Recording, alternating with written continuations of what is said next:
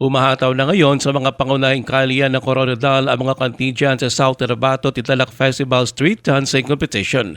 Ayon kay Street Dancing Competition Committee Chair Sonia Bautista, nilokal ito ng iba't iba mga LGU sa lalawigan na ibinibida ang mga kultura at tradisyon ng tribe people ng South Cotabato. Tampo kasi dito ayon kay Bautista ang tatlo mga kategorya. Ang mga ito ay ang madala na sumasalamin sa pamumuhay ng Blaan communities, kasagayan alala ng Muslim communities at kasadya sa kapatagan ng mga Christian o lowland settlers.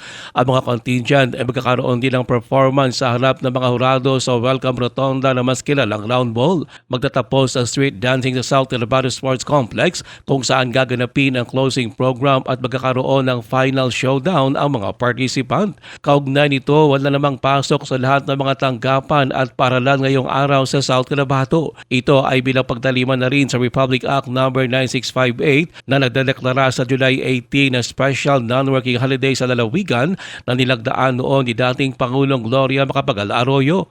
Layo nito na mabigyan ng pagkakataon ang mga mamamayan na makibahagi sa Tinalak Festival at founding anniversary ng lalawigan. Ruel Usano, NDBC Bida Balita.